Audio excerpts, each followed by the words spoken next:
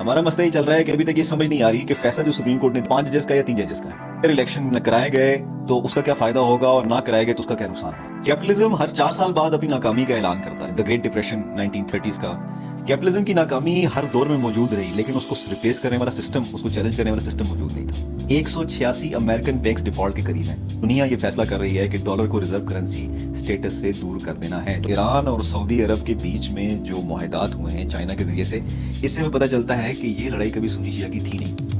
اس سے ایک اور بات پتہ چلتی ہے کہ ریاست کے مفادات ہوتے ہیں، ریاست کے مذہب نہیں ہوتا۔ سعودی عرب نے ظاہری طور پر ابھی تک جو ایشین بلاک ہے اس کے اندر رہنے کو ترجیح دیتی ہے۔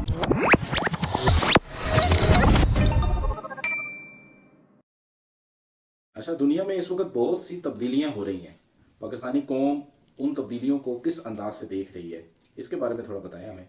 یہ مسئلے پاکستانی قوم کے نہیں ہیں۔ دنیا میں جو تبدیلیاں ہیں پاکستانیوں کا ان سے کبھی نہ تعلق رہا ہے، اور نہ پاکستانی عوام ان تبدیلیوں کے حوالے سے انتھوزیاسٹک ہوتے ہیں یا معلومات رکھنے کی کوشش کرتے ہیں، اور اس میں قصور پاکستانیوں کا اتنا زیادہ شاید نہیں ہے، اس میں قصور پاکستانی میڈیا کا ہے۔ اس لیے کہ جس بات کو جتنا پروجیکشن دیا جائے گا، عوام کی توجہ اس بات پہ اتنی زیادہ ہی ہوگی۔ ہمارا مسئلہ یہ چل رہا ہے کہ ابھی تک یہ سمجھ نہیں آ رہی کہ فیصلہ جو سپریم کورٹ نے دیا تھا الیکشن کرانے کے لیے، وہ سپریم کورٹ کا فیصلہ 5 ججز کا یا 3 ججز کا ہے۔ ہمیں یہ سمجھ نہیں آ رہی کہ کیا آئین میں مقرر کردہ 90 دن میں انتخابات کرانا لازمی ہے یا نہیں ہے۔ ہمیں یہ سمجھ نہیں آ رہی کہ اگر الیکشن نہ کرائے گئے تو اس کا کیا فائدہ ہوگا اور نہ کرائے گئے تو اس کا کیا نقصان ہوگا۔ اس لیے دنیا میں رونما ہونے والی تبدیلیاں پاکستانیوں کا مسئلہ ہی نہیں ہے۔ ہم ان تبدیلیوں سے بالکل نابلد ہیں، بالکل ناواقف ہیں، اور یہ رویہ ہمارا آج کا نہیں ہے۔ یہ تبدیلیاں آتی ہیں، ہمیں افیکٹ کرتی ہیں اور گزر جاتی ہیں۔ اس لیے ہمارے مطلق العنان حکمران اور موجودہ سیٹ اپ یہ چاہتا ہے کہ عوام کی توجہ ان ایشوز پر رہے جو کہ اصل میں عوام کے ایشوز نہیں ہیں، اور جہاں سے ان کے مسائل کا حل نہیں نکلنا۔ اچھا، اس میں جو ہم سب سے جو چیز دیکھ رہے ہیں، جو کیپٹلزم کی اجارہ داری ہے، جو اس نے مناپلی اپنی بنائی ہوئی تھی، وہ ہمیں ختم ہوتی نظر آ رہی ہے۔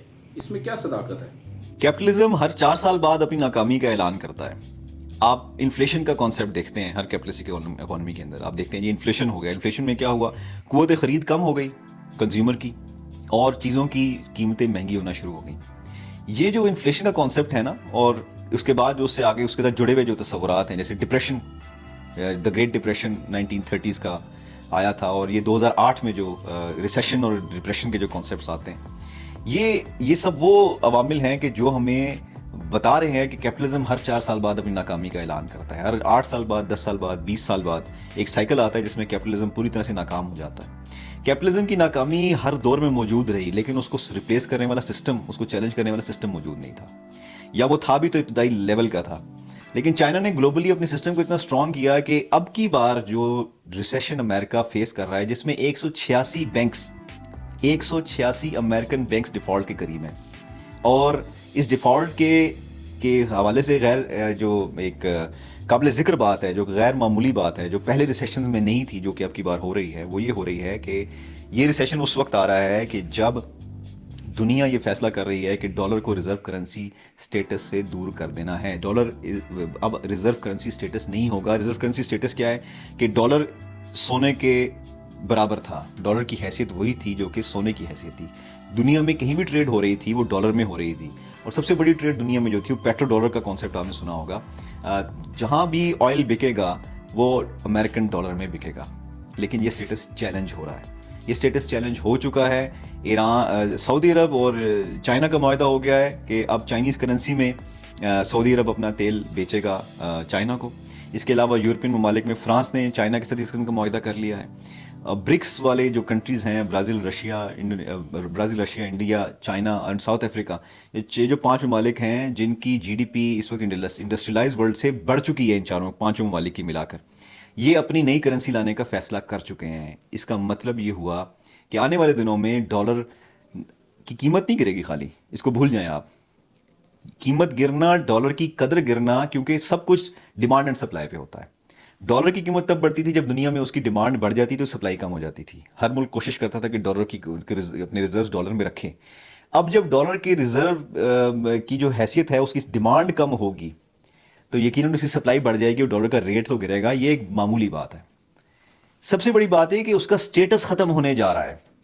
یہ بات ہمیں سمجھنے کی ہے کہ یہ کیپٹلزم کے تابوت میں، گلوبل کیپٹلزم کے تابوت میں ایک بہت بڑی کیل ٹھکنے جا رہی ہے، اور ہم لوگ اس سے اتنی غیر متعلق ہیں جتنے کہ ہم اپنے حقیقی مسائل سے۔ اس وقت بہت بڑی ڈیولپمنٹ ہوئی ہے ایران اور سعودی عرب کی۔ ہمیں یہ بتایا جاتا تھا کہ یہ سنی شیعہ کی لڑائی ہے، جبکہ ہم یہ دیکھ رہے ہیں کہ سنی شیعہ آپس میں اکٹھے ہونے جا رہے ہیں۔ اس کے بارے میں تھوڑی روشنی ڈالیں۔ یہ جو آپ نے سوال کیا، یہ بڑا انٹرسٹنگ ہے۔ اس کو سوال کو اسی انداز سے اگر ہم دیکھ لیں تو ایران اور سعودی عرب کے بیچ میں جو معاہدات ہوئے ہیں چائنا کے ذریعے سے، اس سے ہمیں پتہ چلتا ہے کہ یہ لڑائی کبھی سنی شیعہ کی تھی نہیں۔ اس سے ایک اور بات پتہ چلتی ہے کہ ریاست کے مفادات ہوتے ہیں، ریاست کے مذہب نہیں ہوتا۔ اس لیے کہ اگر اس ریاست کے مذہب کی بنیاد پر لڑائی ہوتی تو یہ مسئلہ حل ہونے والا نہیں تھا۔ اسی کو اگر آپ پیچھے لے جائیں ہسٹری میں، تو یورپین بلاک جو تھا، جو کہ کیتھولک اور پروٹسٹنٹ بلاک میں منقسم تھا، اور آرتھوڈاکس، 3 بیسک بڑے بڑے بلاکس تھے، ان میں اتفاق اور اتحاد کب ہوا؟ ان میں اتحاد و اتفاق تبھی ہوا کہ جب انہوں نے اس چیز کو ریئلائز کیا کہ جب ان کے مفادات ایک مشترکہ ہو گئے اور ان کے مفادات کی بنیاد پر انہوں نے اپنی سوسائٹی کی بنیاد رکھ لی۔ اس میں ایک اور بنیادی پہلو ہے، یہ معاہدات کس نے کروائے ہیں؟ چائنا نے۔ چائنا مسلمان ہے، آف کورس چائنا کو کوئی مذہب نہیں، چائنا ایک دہریہ ملک ہے۔ اس کا مطلب یہ ہوا کہ کیپٹلزم کی ناکامی کے ساتھ ہی جو فرقہ واریت قائم تھی اسٹیٹ لیول پہ، وہ فرقہ واریت کیپٹلزم کے ڈاؤن فال کے ساتھ ہی ختم ہو گئی ہے۔